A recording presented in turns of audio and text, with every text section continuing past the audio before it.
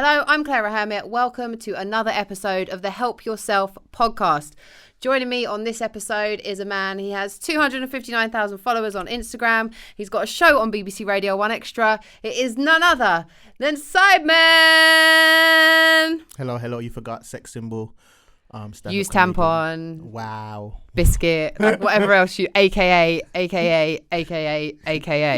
I was going to leave you to do that bit. You could have just taken over from my stand-up Sideman. comedian, sex symbol. Philanthropist, and yeah, all of those things. It's changed actually. Like you've actually put serious words into it now. It used to just be like any words that came into your mind. AKA this, AKA that, AKA this. Oh yeah, I forgot about that. AKA lettuce. Yeah, just any words. AKA garlic bread. Yeah. So this podcast, Help Yourself podcast, comes from a space, like for me, of watching people that I guess that I look up to, that I admire, creating something on their own and making it into something huge. Yeah. You're one of those people, just in case you're wondering, why am I here? And so I think I want to understand people's processes, how they work, how they manage to create that. And I hope that by us having these conversations that other people listening can learn from your experiences and maybe take something from it and then help themselves to create the life that they want. Talk to me about how you see me. I've never heard this. What's this? How do you see You're me? leaning into the mic as well. You're like, hold on a second. Like Talk to me. How do you see me? I think when I see you as someone who you have created a business, basically. You've turned yourself into a business. Yeah. Relatively quickly, you've gone from no one really knowing who you are to becoming this kind of big personality. And there's a lot of people who might do that on Instagram, and they might do it on YouTube, but they don't necessarily cross over into broadcasting. Mm-hmm. And you're doing that as well. Mm-hmm. So for me, that's like a huge achievement. And to see you do that and just to do it kind of so confidently and kind of like in a kind of collected way. I mean, some of your content maybe doesn't fall into that, but personally in the way that you do it and the way that you kind of like carry yourself and express yourself, and your like thought processes behind how and why you've done what you've done, I find really interesting. Thank you. That's all right. Thank you. And I because I have a lot of respect for you, and you're quite like an authoritative person. It's interesting to hear you say that about me. I didn't know you. I don't know. I probably thought that you had some respect for me, but I don't know. Hearing it articulated into words made me feel good. Thank you. Did it? Yeah. That's it. It's boosted his ego. That's it. He can go now. That's what he's come for. I think it's weird, and it's always one of those things where you don't know how people see you. Yeah. And you don't know unless you have that conversation with somebody, or that conversation happens. You've got no clue what people think of you or how they see you. Sometimes I wonder if people see me as somebody that, when you look at people and you think, why are they even in the position that they're in, or why did they get that? Sometimes I wonder if people look at me and think that. So I don't know. Have you ever thought that? I haven't thought. You know what? The times when I was like doing 1 Extra and I was doing like the heart to heart stuff on YouTube, and I kind of had like a bit of a profile, or more so than I do now, certainly like with that audience. I just thought everyone didn't like me. I had this like belief that I've had to work really hard to overcome, where I believed that nobody liked me. And I had this belief, and what would happen is, because I was really shy as well, which people are like, you weren't shy, but I was always like, I was really shy, and then presenting happened by mistake, and I was always scared. Like every single thing I did, I'd be scared. And sometimes, like some of my interviews that did the best, people would be like, "Oh, you were so funny in that one." It's like, no, I just said the thing that came into my head because I was so awkward in that moment, and it came across as wit. I was like, mate, I'm completely winging it. I'm winging it. I'm not this witty person that people think I am. So there was like that happening, and then if I met people, they'd see me on camera and they'd think, "Oh, she's that same girl that she is on camera," and then they'd meet me, and I wouldn't be that person, and people would be mad confused. And it was because if I met someone and they were like really like welcoming and open, then I'd reciprocate that. But if I met someone and they were like, "All right, hi," I would be like, they don't like me. In my head, I'd be like, they don't like me. So then I just wouldn't engage with them. So then there's someone that we both know who sat me down and they were like, I just want you to know that there's a lot of people who think that you're cold and rude. Really? And I was just like, what the fuck? And I finished, I was doing heart to heart that day. I did what I had to do. I went home and I didn't get out of bed for 3 days. Like I cried. I was like it was like rock bottom for me to know that people were actually thinking that about me was pretty hard. Happens to me all the time, and I feel like that a lot. I feel like people don't like me a lot, and people would wonder how I feel like that. But they don't understand the thought processes going on in my head. Oftentimes I think about, even people might look at where I am and think that it's far, but in my head, and I don't consider myself to be an emotional person. I consider myself to be a very rational person, and sometimes I look at my career trajectory and I think rationally I should be further along. Like not a egotistical way, in a very rational way, but it's because I have to almost fight my way into the spaces that I'm supposed to get into. Do you get what I mean? Yeah. Like, so because I have to fight my way into the spaces, that's what it feels like at each stage. It feels like no matter how far I've gotten, I've only gotten there because I've worked 23 out of the 24 hours of the day. Yeah. So there's a lot of behind the scenes to that. So I still do sometimes wonder if people, because they might not innately like me, if they feel like I'm in this position and I don't deserve to be, or whatever the case may be, especially with the radio thing, because I have no previous history of radio. Yeah, but how do you get previous history if you don't do radio? No, but I started with Radio 1. That is crazy for your first introduction to radio to be on Radio 1 with Charlie Slough, who was a staple on that on to the BBC, is a bit crazy to people. And obviously it's not that I just got there overnight. It's just that my career path didn't follow the regular trajectory, whereas I built myself up in comedy, and he needed a comedian to bounce off for that show, and that's just how that happened to be. But then obviously coming off that, I got my own show on BBC Radio 1 Extra. So obviously, as I said, it's an unconventional route, but nonetheless still a hard route, still a hard road traveled. Route. And but actually, not everybody understands that. And so sometimes I do. I'm just telling you the thoughts that I wonder within myself sometimes. But I've had the cold thing as well. Yeah. I've learned to make sure that when I'm in a room, I'm at work before I start. The mics fade up before the job is done as a talent. I'm always working. I understand that now, because this is the time before doing something is my time to rest. Man's tired. Do you get what I'm saying? Sometimes it is tiring to give of yourself to people, especially when you're naturally an entertainer. I'm a stand-up comedian first, and when you do stand-up comedy, that started in the classrooms, and that often feels like when you're there, sometimes I leave conversations drained. Like we'll all go out with my friends, and I'm way more tired at the end than everybody, because I just did a 2-hour stand-up set that no one realizes that I've done, because it's just flowing in normal conversation. So sometimes if it's not the time yet for me to be on, sometimes I'm very, very off, and it's not that I'm trying to offend anybody. I'm resting. But it's not just resting. It's also an aspect of who you are. You can't be like a high energy, funny person the whole entire time. I can, and I have to be, and then that's just but how you're not. That's just how it goes in the game. No, I mean like I've had to learn that once I leave my house, that's why I'm a homebody a lot. And that's why my home is like my safe place now. But you as a person, you're a whole human being. Yeah, I'm a whole human being. Not just that one persona. And I can be happy with a very straight face. It's not that I'm sad or cold. I'm a warm person, but my face is mad straight right now because there's nothing to talk about. There's nothing. There's not time to work yet. Do you know what I mean?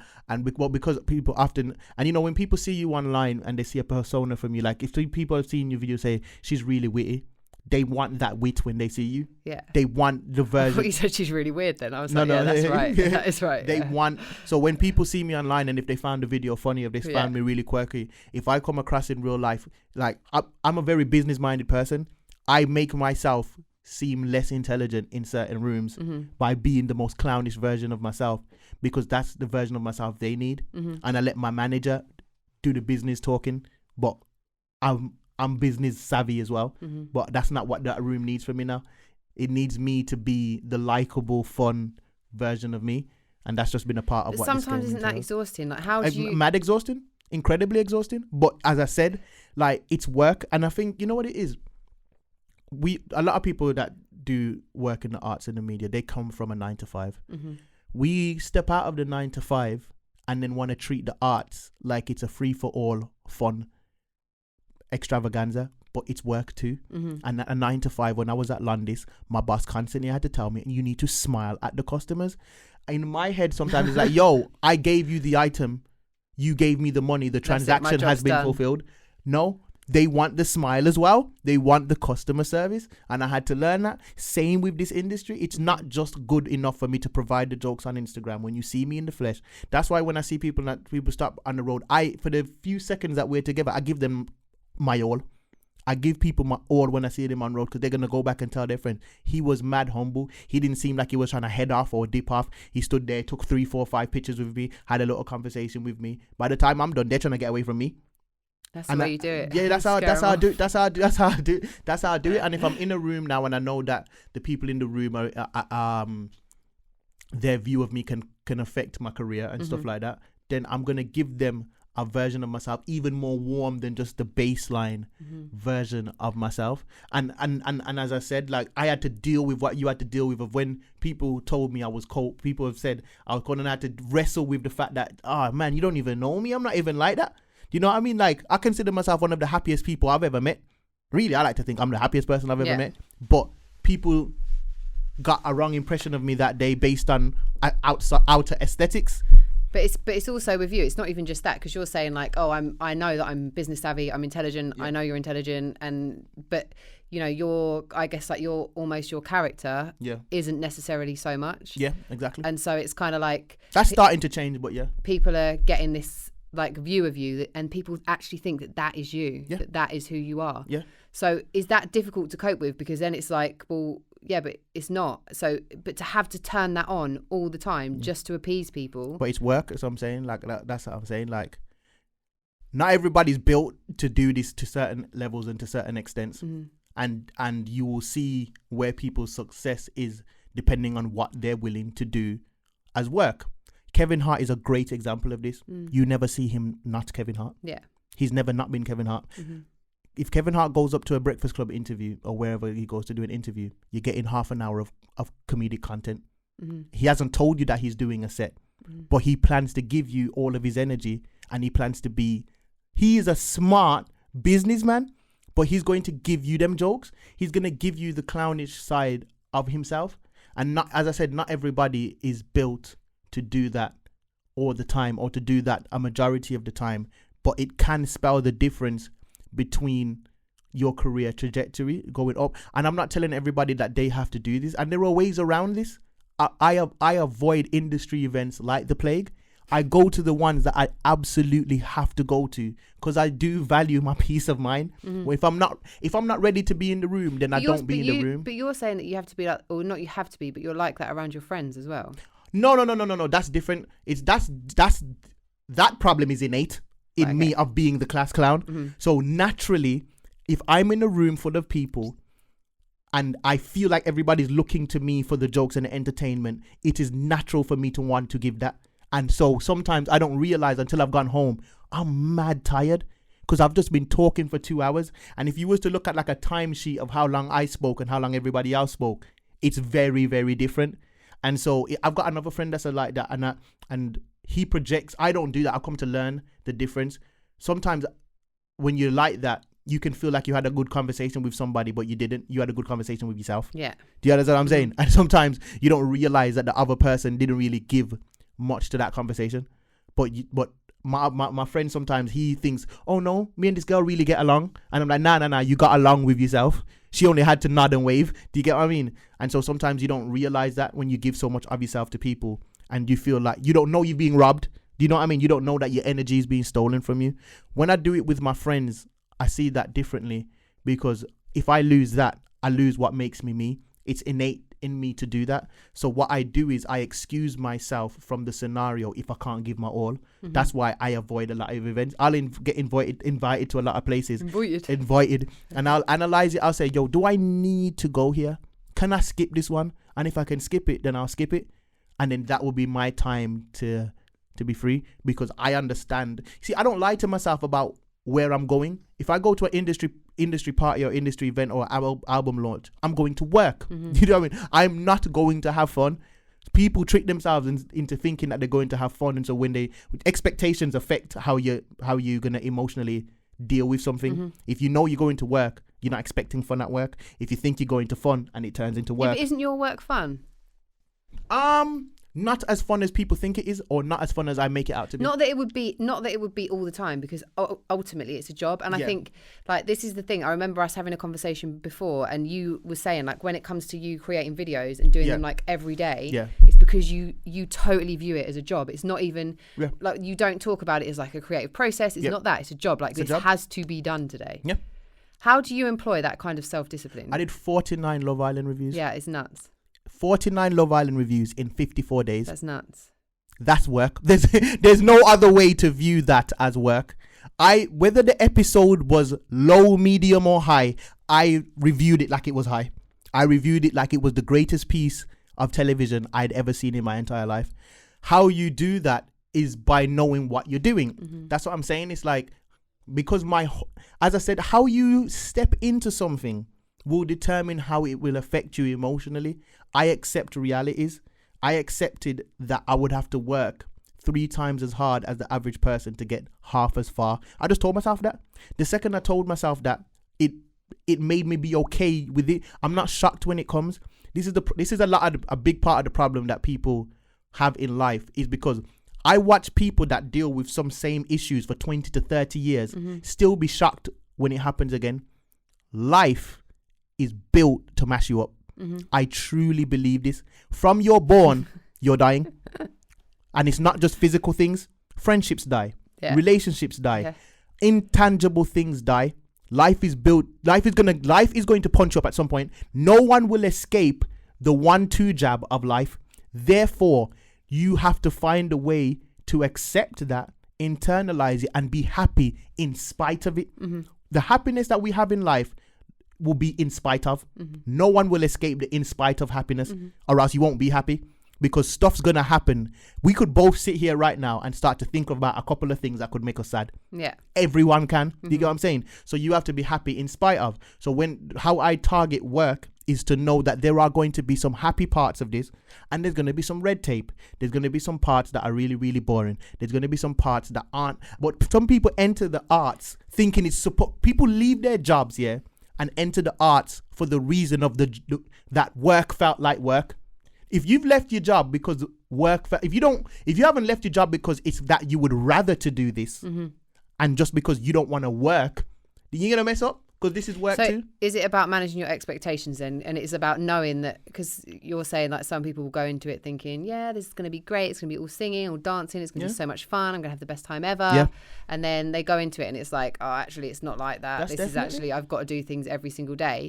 But if you've left Londis to sing and think that all you're going to do in a career of being a singer is sing, then that's expectations that's going to be let down, because there's so much else that goes into it. But I think for me, like, one of the most difficult things that I've found is to be consistent with stuff, and you just don't have that issue. Yeah, that's because I, in a sense, I have become the boss looking over my own shoulder. So I don't know why when we was working at a job, we didn't feel like there was a day we could just not go in. We could, unless we called our boss and pulled a sickie, like a bunch of stuff would have to happen for you to not go to work. You would have to, something would have to be put in place. You'd have to say, listen, boss, this is happening. You'd have to have an airtight alibi, or you'd have to be genuinely sick. When I would do it, for instance, let's say the Love Island reviews, I treated it the same way. I have to do this. I am at work. Do you get what I'm saying? And it's not that if a day came when I truly needed to put it down for my mental health, then I would. But it actually helps you to not get to that place mentally by understanding what it is. So because I understand it as work, if I was looking at it as, this is something I'm supposed to enjoy every day, because people have the sayings, if you do something you love, then it's like you've never worked. I don't believe that at all. Okay. That's just me personally. There will be days when even what you love feels like work. I love making people laugh. There was days when making people laugh felt like work, especially if you're doing it for 49 days in a row. Yeah. So I think, as you said, it's the managing of expectations. It's just being realistic about it, and it's never ever forgetting the pros and the benefits to what you're doing. No matter what or how tough this may be, it's not Londis. I felt what Londis felt like, and I didn't like it. Do you get what I'm saying? And I felt what poverty felt like. Growing up in Jamaica, I was poor. Like, so when I hold on to things, and I think holding on to things is a very good, your past can definitely influence your future. If you are able to have your past in your hand as much as you have your present in terms of what you can see in your scope of vision, you'll be better off. Because if you know you're in a better place, I know I'm in a better place. I was poor. Mm-hmm. I was walking down the road in Jamaica for water because we did not have a tap. I remember that like it was yesterday. So because I'm now tired because I've done 49 reviews, I'm not going to now put myself in a sad place because I'm contrasting the two constantly. I don't like feeling bad. So if I'm feeling bad about something I'm going through, I'm going to pull from things to make myself feel better. I'm going to pull from the fact that, you know what? This is a lot of work, but you're getting such and such amount for it. This is a lot of work, but at least you're not back at Londis. This is a lot of work, but at least it's more on your terms. This is a lot of work, but at least you get into film in your yard. This is a lot of work, but look at the creative control that you have over it. This is a lot of work, but look at all these comments of these people happy and laughing at what you're doing. But that, and now, like, I guess you've got all of those kind of things to weigh it against, whether it's like the views or it's the money for the brand deals or etc. But when you didn't have that, then what was the driving force? The driving force was the ultimate belief that I would. The driving force was the people that said that I wouldn't have it, that I just truly believed that I would prove wrong. And the driving, one of the biggest driving force was literally thinking to myself, all right, okay, I'm not getting the views I want right now. I'm not getting the likes I want right now. I'm struggling right now. What is the alternative? Mm-hmm. The alternative is to go back to Londis. I'm telling you, from work experience time, I did work experience in school for 1 week, and I cried almost every single day because I straight didn't want to be there. I didn't want to be there to a massive level, and when I worked, even though my job at Londis was actually very, very chill, I even was able to have my laptop at the counter, so I was able to like edit videos even while I was at work, and that's why I'm so thankful to my boss, Cash. Shout out to Cash. I was so thankful to him for me being able to do that, but it still felt like work. And I was like, yo, if I don't do this, that is my lot in life. And I feel like a person that is very unplugged from the matrix of life. If you sit at a job that you don't like for 40 years of your life, you are plugged into the matrix. You're plugged into the matrix. For your brain to even wrap itself around accepting that, you are plugged into a system and a matrix. I'm unplugged. I want to have time to chill with my friends. Have you always been unplugged? Always. You've never been plugged in? I was born in Jamaica though, so it's a country of complete unpluggedness. Like, for all of the negativity of it, the lack of law there gives your brain the space to be creative because there's no rules. There is no, if you start a business, you have to sign up to this place and then the tax revenue has to come through that. No one thinks like that in Jamaica. You set up a shop and then you start selling from it. Do you get what I'm saying? So because of the way that the country is set up, it gave your mind freedom to dash itself to any kind of... Like anything was possible. Anything was possible because they have a saying where they say to people in Jamaica, try a thing. That's all people are doing. They're just trying a thing. They're just testing it out to see if it's a whole country of people trying a thing. Whether it's illegal or not, it's just a country of people trying a thing. Some you see market people selling thingy and they putting all their efforts into shouting about the fish that they've got and when you're growing up seeing all of that, as I said, because there's no rules. Like at the point when I was growing up in Jamaica, I felt like this was a completely lawless land, lawless in its entirety. Police will stop you, ask you to open your boot, put drugs in your car, then call you round and say, what's this? And then you have to pay them. That's the level to take the drugs back out, to so you can put them in someone else's car. This is the level of lawlessness that I'm talking about. So because of that, as I said, it just gave my mind the freedom to think, well, I can do anything. And I remember when I was there, I was like, yo, I can't accomplish what I want to accomplish in life here.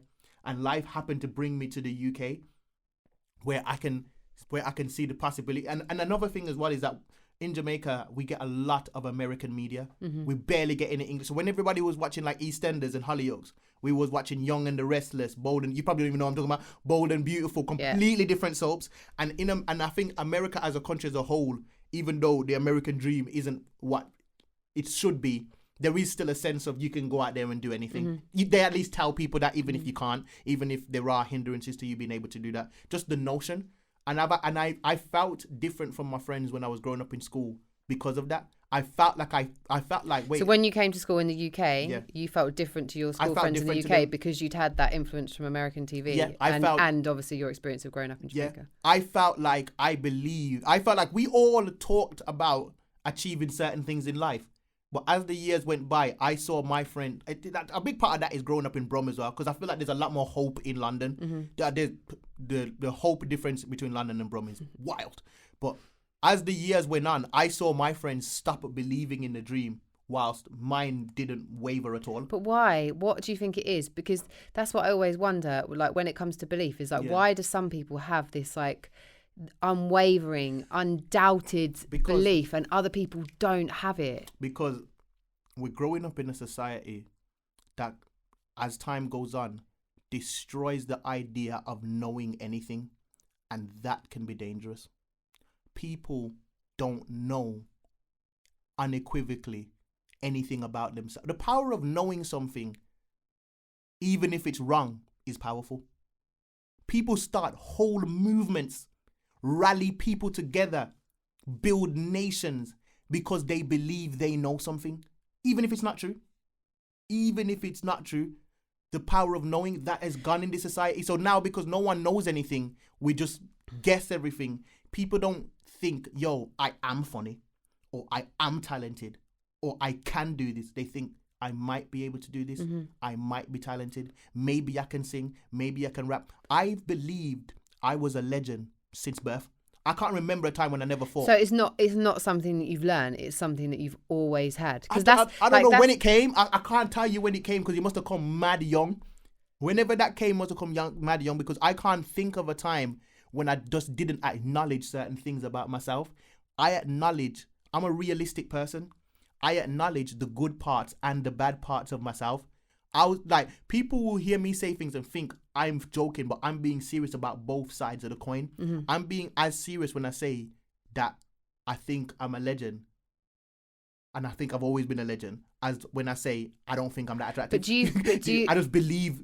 I just look at things and just tell the truth. Yeah, but when you say that, like, you're a legend, do you think anybody can be a legend, and the only thing that stands in their way is like their lack of self-belief and the beliefs that they have about themselves? It's hard for me to not believe that, because for me to not believe that is for me to doubt you. And the only difference I see between people and me is my mind. I don't think that I'm here because of my attractiveness, my body build. I feel like everything other than my mind is set up for me to fail. It's set up for me to either fail or just be a normal person. Yeah. I think the only difference between me and other people is the way I think. But do you think as well, like, so if you were to look at it, obviously you're a man, don't know if anyone realised, but you, as a man, I guess, and being in the media industry, age is not as a big deal. Oh yeah. The way you look is not as much of a big deal. Yeah, that's true. If you're a woman, but then, like, so when I kind of have started to think about those, and I think I started feeling like I was too old from when I was 28. I was like, that is a common thing about among women that I hear, that are presenters, always thinking that they're too old. Yeah, exactly. Yeah. So, but it stopped me. Like, it kind of just, everything stopped because I started to believe these certain things that other people were kind of dripping into me as well. Yeah. And so I was taking on other people's beliefs and then allowing those beliefs to limit, like, my existence and what I was doing and how I saw myself. And so, like, I think as a man, you don't have some of those. Well, I'd put it like this. Pressures. I didn't think that I had ages. I never thought I had age as a hindrance, but I did think I did have things as a hindrance. For instance, when I first started doing comedy, everybody was talking about the Birmingham accent. Yeah. My videos were not viewed for the comedy content. Everybody was just saying, Birmingham accent makes me want to vomit. Accent is worse than chlamydia. That's all I would hear. So did you care about that, or you just like, no, I know I'm a legend, I'll keep going? My idea is that I think I'm stronger than society. Right. Okay. Because that's huge. Yeah. I think it's like some people tell me. Sometimes I talk to people and like we have Love Island conversation. They say I wouldn't go on Love Island because then nobody would take me seriously. It's not because I'm trying to get people to go on Love Island or anything, but I'm like, what do you mean no one will take it? People will take you seriously if you make them. Yeah. My name used to be Roadman. I changed it to Sideman in front of everybody, and made them have to accept that because I persevered and carried on. I don't know why people think society is so strong. People believe that the minds of the masses is so strong, but it's the minds of the few that has always led the minds of the masses. Always. I know that I can change people's perception of me on social media with a good 15 days of a certain brand of posts. So when I started the Love Island reviews, people would say to me, if you do Love Island reviews, then people are going to just see you as just that. I said, that's because you believe that people's mind can't be changed again. If I do 15 days of posting about mental health, I'm the mental health guy. And people's minds are that easy to switch. But people just be believing that people's... But I think more than anybody else believing anything is that you, like, if you believe it, if you believe I am the mental health guy, or if you believe I am the Love Island guy, then you can convince other people to believe you. Oh yeah, you got to believe it first. So the catalyst has to come... But that's why I think I'm stronger than society. That's why I think because you have that level of belief. I've proven it a million times. I've literally been different people. When I came to BBC Radio 1, Charlie wanted me to do challenges. Mm-hmm. I've never done a challenge in my life. I was going out there and doing challenge videos, and I became the challenge guy. I was the challenge guy for a bit, and then I started Love Island reviews, and then I was the Love Island guy. Now I'm the review guy, period. I just reviewed Game of Thrones before Love Island. Last year I also reviewed The Circle, and I also reviewed I'm a Celebrity, Get Me Out of Here. Yeah. So I knew that I can springboard up. Okay, for instance, when I first started my career, my actual goal is to make a movie. Okay. That's always been my real dream. I understood that I had to condense myself from being an hour and a half guy to being a 15-second guy on Instagram first, with that end goal in mind, because I understand that I need to be the janitor before I'm the boss of the company. But people don't know how to translate that into the arts.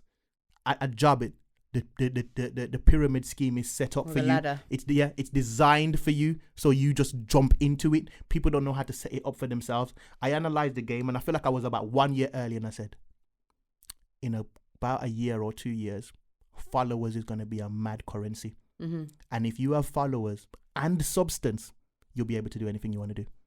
And I accepted that. Everything that's happened to me has been a result of those two things: buzz and substance.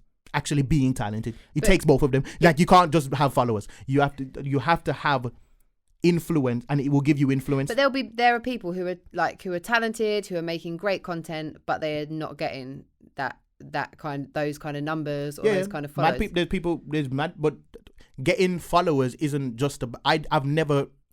Love Island has been the only time I've organically grown followers. It's been the only time when this year my followers started going up by the thousands before the show even started, because people were ready to watch those reviews. Mm-hmm. Only time it's happened to me in my career. Every other time I've built followers on purpose. On purpose. You know how I got my first 100,000 followers? There was this page called I'm Just Bait. Obviously it's still about now, but it wasn't as big as it was then. It had about 300,000 followers at the time. Everybody would holler I'm Just Bait to post their videos, and I was like, I'm this guy from Brum. How do I get in with this guy? He's just going to ignore me like everybody else. And I thought of a plan. I said to him... The master plan. Yeah, I said before the master plan, I said to him, I'm going to put your name on all of my videos. So wherever they go, whether it's Waller Comedy, whether it's this page or that page, Link Up TV, GRM, your page is being promoted every time. If you just post 3 of my videos a week. He said, deal. I did that for a whole year. Wow. I'm Just Bait was posting 3 of my videos per week for a year. That's how half of the followers I have right now happened. Then I did the same deal with Link Up TV. There was another page, Hackney's Finest. Yeah. He lost his followers now. But Hackney's Finest, as soon as I'm Just Bait, that deal ran out. Did the same deal with him. Then I think Hackney's Finest ran out, and I went back to I'm Just Bait. Then by that time, I had enough influence to build relationship with Link Up TV and GRM Daily. Because building followers is a simple calculus. You get somebody bigger than you to post your stuff. It also has to be on brand. If you are a cake company and I post about your cakes, no one will give a damn, because I am a comedy page. But if a big cake page posts your cakes, then that's more likely to be effective, because people go there for that. I'm Just Bait. I'm on brand with the comedy. That was my stick to him. I said to him, listen, because I was paying him at first. at first I was paying them, but it was so expensive. Like, I can't afford to keep this up. I've got to find a way to get this guy to post my videos for free. I said, think about it, bro. I'm getting my videos wherever they go. They're promoting your brand, yeah. And it's unbrand. When you post a comedy video for me, it's not like if you post somebody's mixtape where your followers are going to get annoyed or angry that you're posting this. Because it's unbrand, no one will even understand. They'll think you're posting it because you want to post it because it's funny. You have to know how to make... You see, the problem in this industry is that people just ask for favors. They don't think of a way to make it beneficial for the other person. Yeah, to make it like a business transaction. Yeah, I'm more likely to give somebody a chance just because they try to. Sometimes people say things to me that the thing that they offered isn't of benefit to me at all. But the fact that they use their mind to try to think of a way for it to work for both of us rather than just asking me for a favor, then I say, yeah.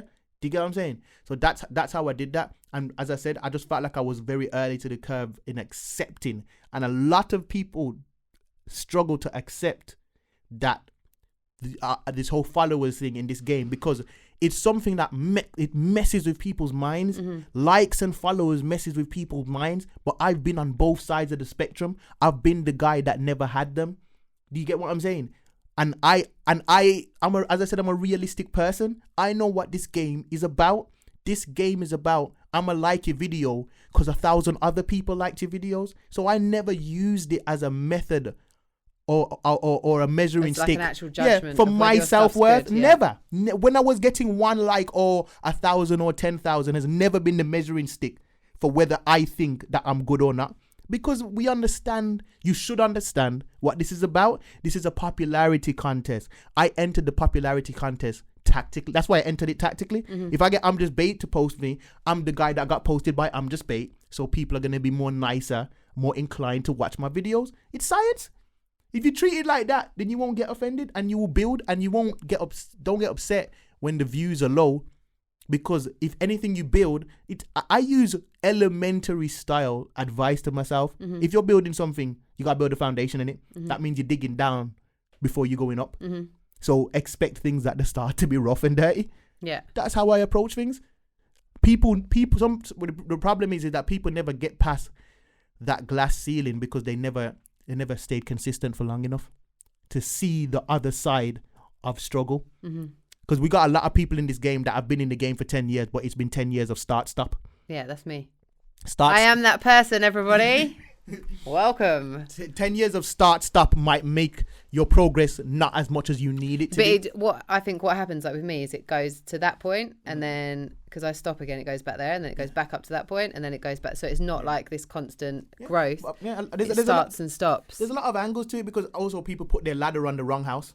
Yeah. You know what I mean? So not working efficiently. I've always had the mindset to work efficiently. I'm not just going to make this video and just put it out there. I'm going to create these backdoor relationships. And before I got to I'm Just Bait, what they call it is like cross promotion. So if I've got 5,000 followers, I'm not heading for I'm Just Bait with the 200,000 straight away, which I had at the time. Yeah. I headed for a guy from Brum called Young Thrill, who had like 10,000 at the time. Yeah. I'm not running too far. I'm going a little bit up for me. And then when I get to 10,000, I'll ask the person with 20,000 followers for some help. You know what I mean? Because that person... you had like a real idea and plan and understanding. Yes, because this is a business. Anybody I see approach this game like a business does very well.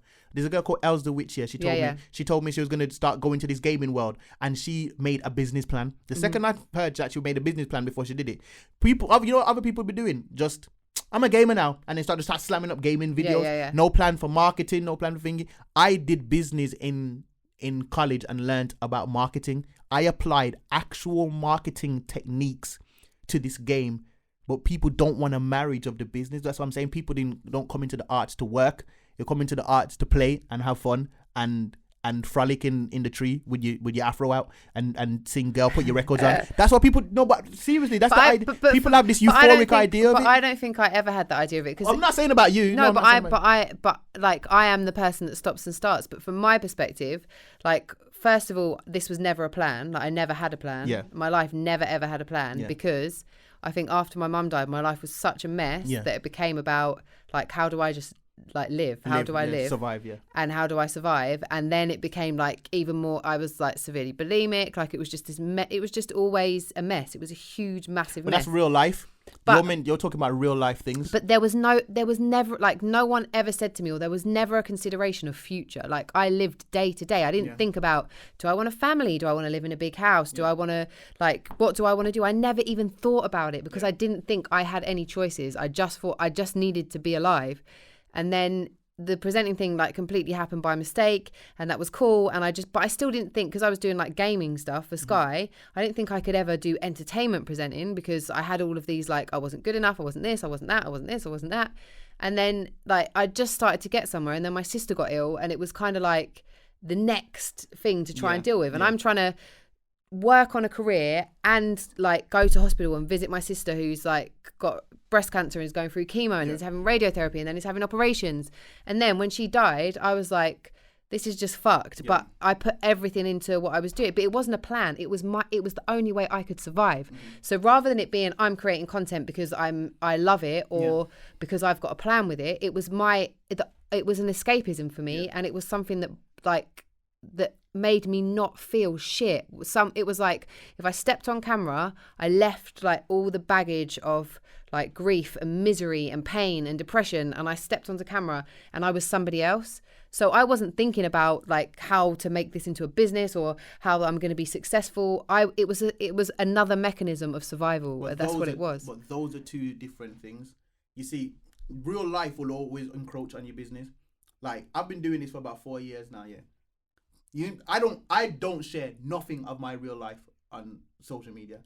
I've been through real life stuff in the time that I've been doing this stuff, but I have learned how to separate these things, because as I said, it's about the mindset. It's about seeing it as work. People that have regular jobs, things happen to them too. Do you get what I'm saying? And guess what they have to do on Monday morning? Go to work. They might take some time off. And I think with you said whether the times were good or bad, you've never had a plan. You get what I'm saying? So that I feel like that's a separate issue from the things that you've gone through personally. And a big part of it, as you said, is just that not believing. If you're living day to day, then you're not seeing the vision of what you can do in the future. And somebody that's not seeing a vision of what they can do in the future, you can't make a plan for something you don't see. Yeah.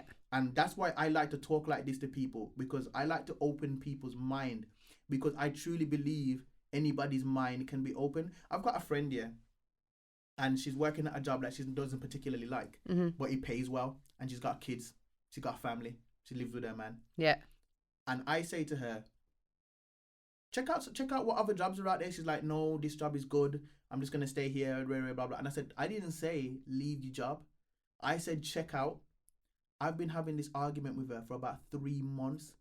This girl won't even Google to see what other jobs are available, because she has accepted that this is her lot in life. Unplug from the matrix, man. You gotta unplug people. You gotta get out. But don't you think sometimes people just can't, like, they can't be fucked? Like, they just, that, you know, some people, like, it's easier for them to stay in that place. But that's what the matrix tells you, that it's easier.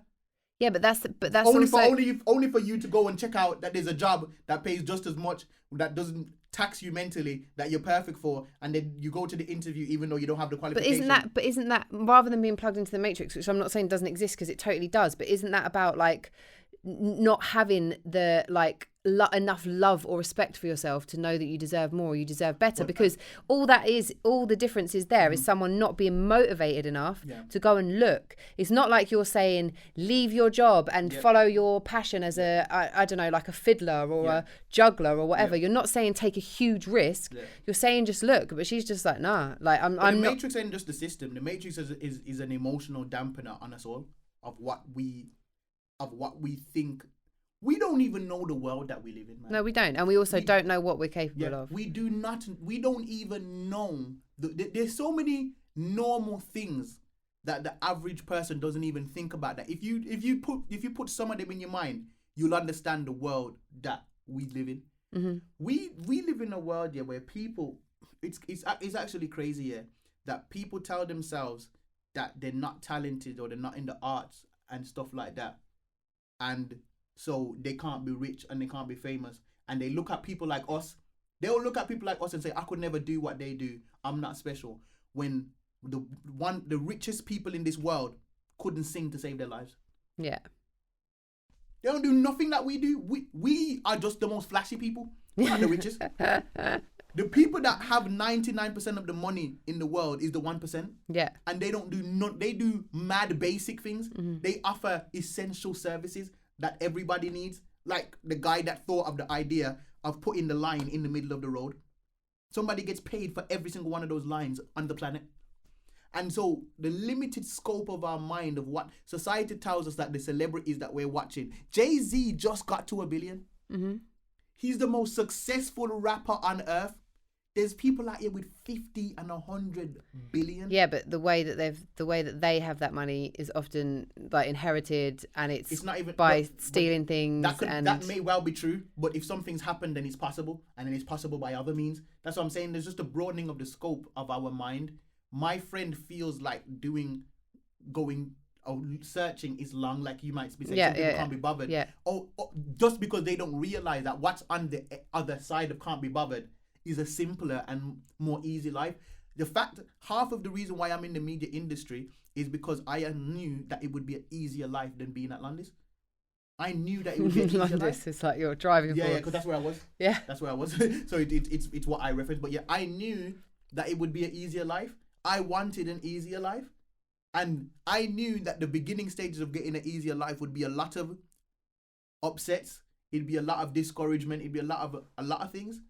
But I accepted that over that hill, like, okay, I've been doing this for about 5 years now. Yeah. There's people that will work in Landis for 20, 30 years. I've been doing this for about 5 years now.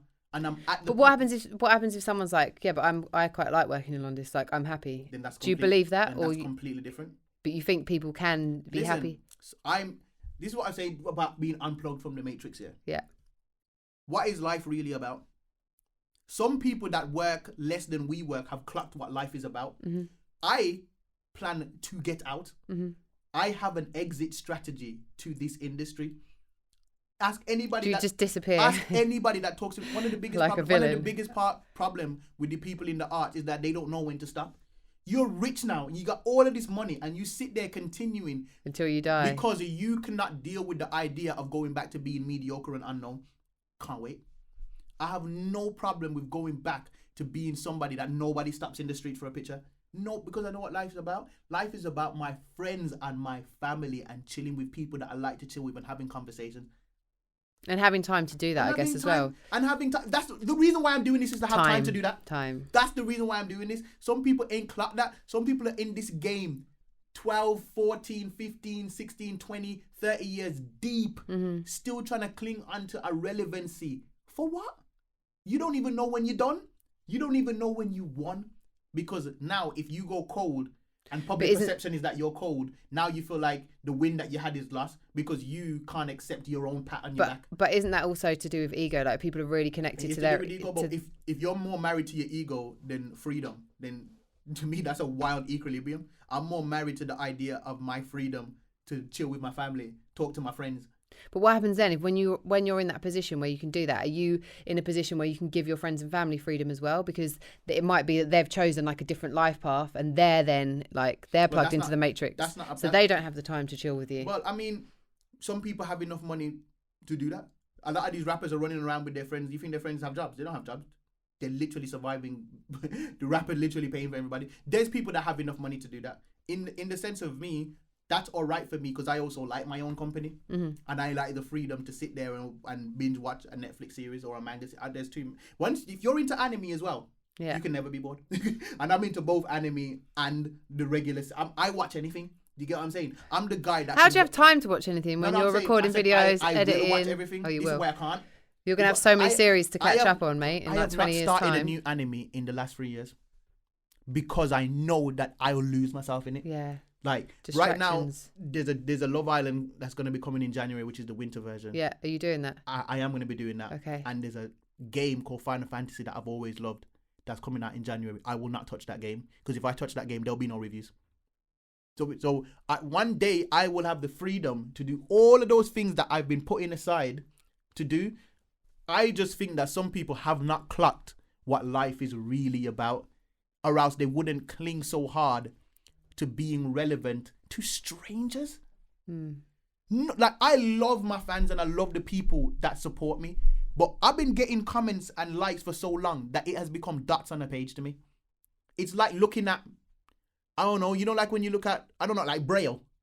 Do you know what I mean? Like, my connection to it isn't as what it was when the first time somebody ever said, you're an inspiration to me and rare. So blah, you blah, like blah. take it or leave it? I take it in its stride. I take it for what it is.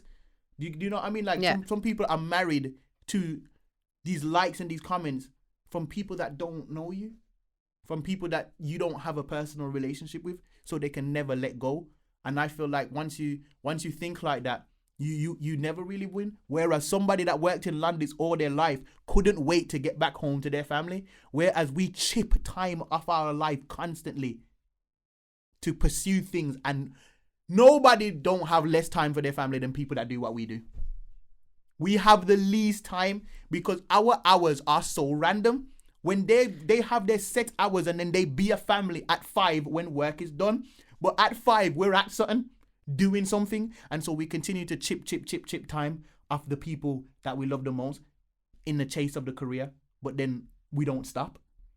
And then if it stops us by our irrelevancy, we're too sad and depressed to give of ourselves to those we love. I think that's crazy. Yeah, but by that time you might have like, the thing is, I think people become so attached to like that public persona, like definitely. It becomes their whole entire existence and their whole entire life. So then when they don't have it, it's then like they feel like they're, they can't exist without it, because who are they without it? They don't know who they are. Maybe they didn't know who they were in the first place. It sounds like you have like a very strong sense of who you are, of what you want, what you're doing, and why you're doing it. The more I'm in this industry is the more I look towards that day. The day that you could leave it. But for a lot of people don't know who they are. Like, it takes a lot. For some people, like you were saying, from a very young age, you had that belief and you had that knowing. But for a lot of people, they don't have that. Have you ever watched The Social Network? Yeah. About, what I find so fascinating about that film? The end. He created Facebook, and now Facebook's hit like 1 million users in the film, and he's sitting there refreshing the account of the girl he knew before it all started, who's on his app, who might not even accept his friend request. How many of us have done that? When we think about the people that really affect us in our life, is it the celebrities, or is it maybe your mom back home that said something to you, or your dad, or your brother, or your sister, girlfriend, or your girlfriend, ex-girlfriend, or your ex-girlfriend? Who do you really care about? Who are you really trying to impress with your fame? When you really deep it. It's if you really, I don't know, who are you exactly, trying to but that's what I'm saying. If you really think about it, it shouldn't be that hard for you to figure out who you really care about in life. Yeah. If you really think about it. And I think the end of that film was such a great metaphor for how you can be so high up there, but then the people that matter to you are we actually see all the time. We see all the time with these celebrities and who they end up with. Mm-hmm.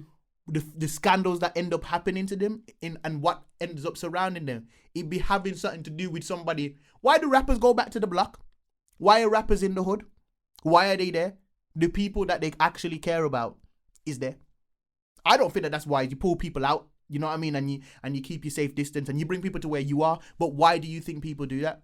Why do you think a rapper will be making millions and you will find them trying their best to be on the block with their friends? But sometimes I think that's to do with like familiarity. Yeah, and what feels comfortable and what feels known and what feels like home in a sense as well. You can feel like you can be taken into you're doing something you love, and that thing you love, that you enjoy, that is your passion, that is your work or whatever it is, takes you into a world that you don't understand and that you don't necessarily want to be part of.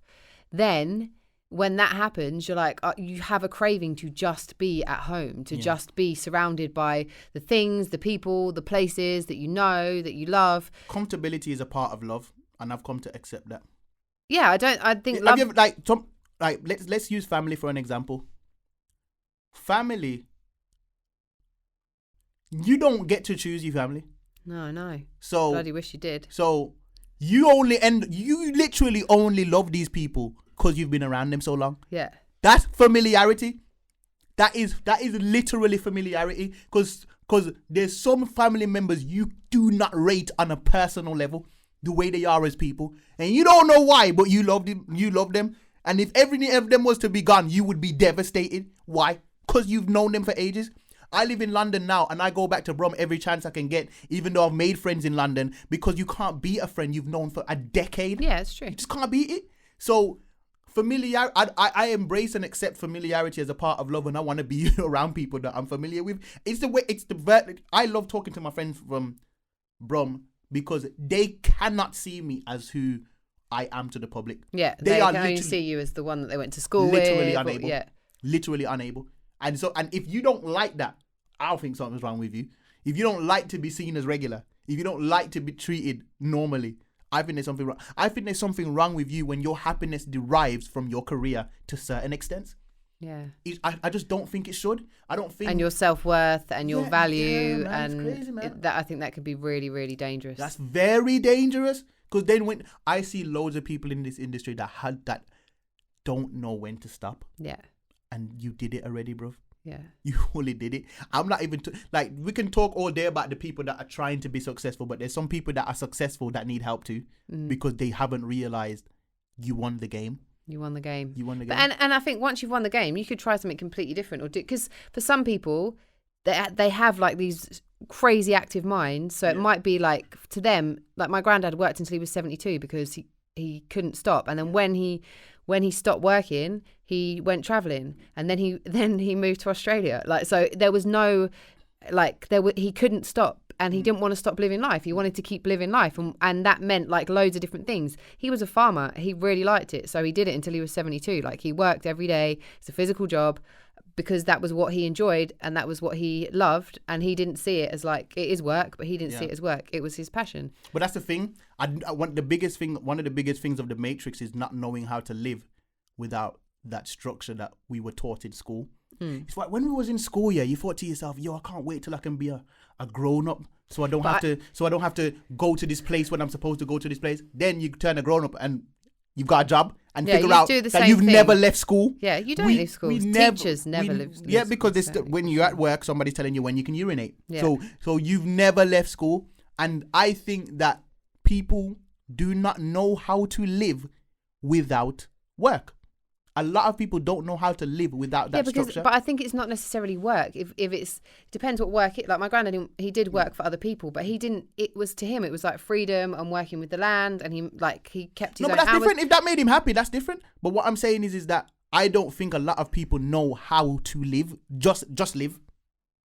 Just be. You mean? Yeah. Just be. A lot of people. But that's why I feel like people should go traveling. Yeah. I mean, like, traveling's a big part of it. But I was at One Extra, I was at BT Sport, and I quit my life and went traveling, even for the fear that I might come back and be completely irrelevant and no one's going to give a shit about who I am or what I've done. But I just knew I had to do it. And in that time, there is no requirements. There is no requirements. You can get up when you want. You can move when you want. You can stay somewhere. If you want to stay somewhere for 2 months, you can stay there for 2 months. No one is telling you. You're not on any schedule. You're not on anything. You're like in a different mode of existence. And I'm only working for the financial freedom to be able to live out a life just like that. Yeah. That's literally what I work towards. For the financial freedom to be able to live a life like that, because I have learned how to live. Because if, first of all, I always talk about friends and family and chilling with those people and stuff like that, you won't be able to live properly if you don't know how to chill with yourself. Yeah. I know how to chill with myself. I can spend a whole day with myself. And if you value chilling with yourself as much as you value chilling with your family and your friends, then you can live a life without work. There are people that do it. And in service to others, one of the things that this game gives you it should give you is care for your fellow man.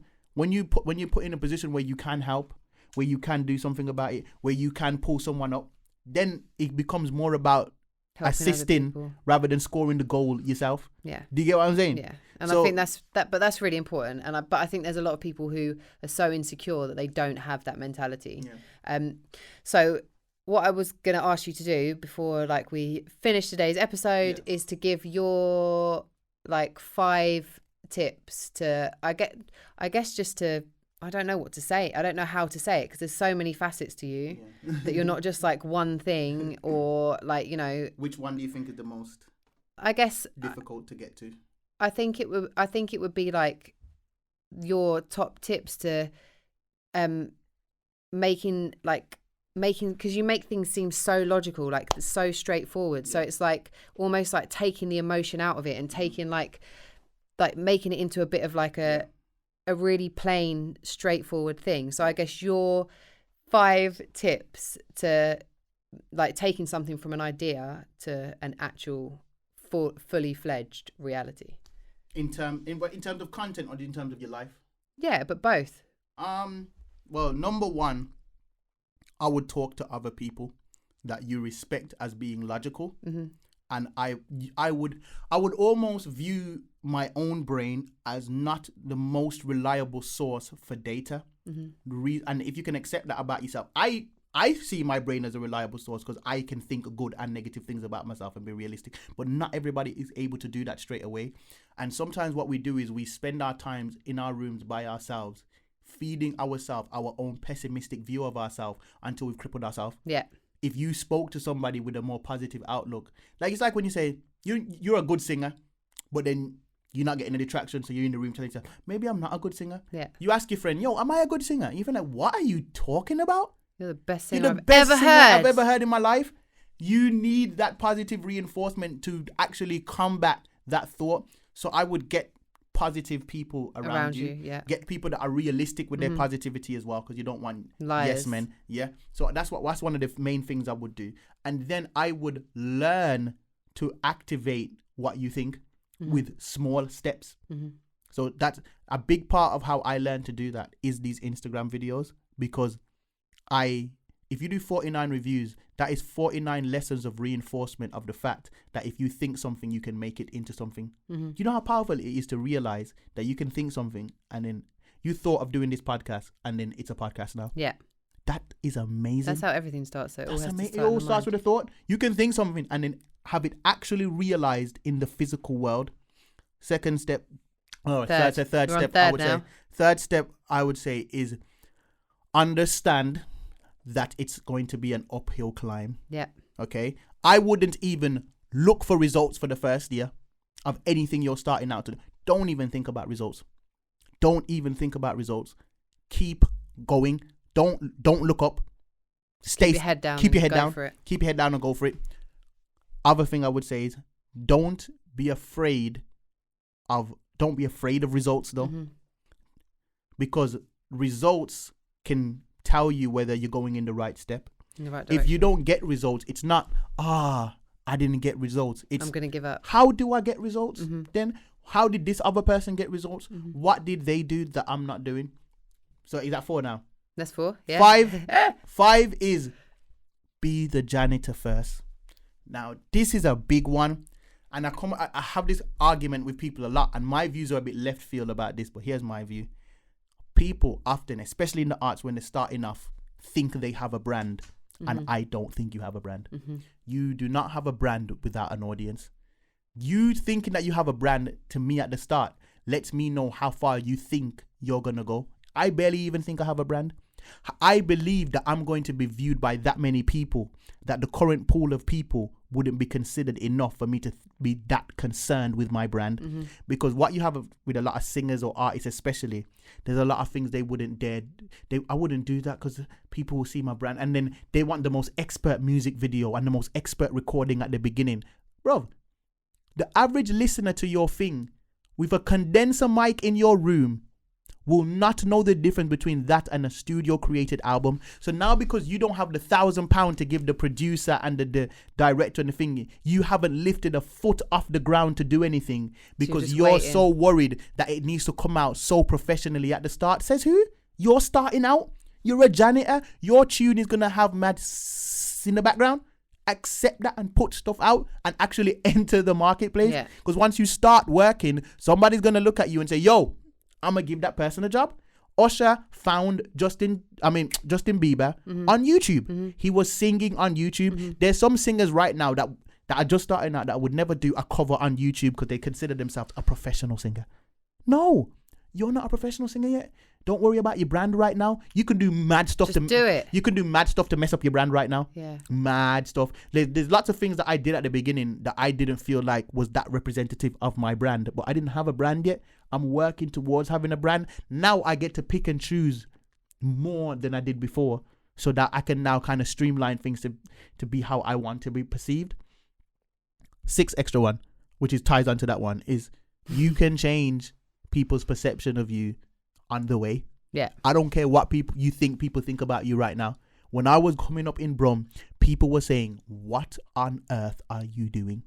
Doing comedy, mocking me." Those same people now message me with respect. I've done it 1,000 times. You can change people. If you win, their perception of Changes. you will change. And I guess their perception of what's possible for themselves changes as well. Yep. Okay, so if people want to find out more about you, where can they do it? Where can they follow you? Tell them. At Sideman all day on Instagram, and I'm just starting off YouTube right now, Sideman TV. My YouTube isn't that strong, but I'm okay with that. And That's all right. Yeah. You know what made me not start off YouTube for ages? What? The fact that if I started it off now with the amount of following I have on Instagram, it'll look weird. No, you just got to do it. And then I stopped caring. I got 10,000 subscribers at the moment. Well, 12,000, and I'm working on it. Okay, so if you're watching this on YouTube, go and follow Sideman. I'll put it in the description in the box below.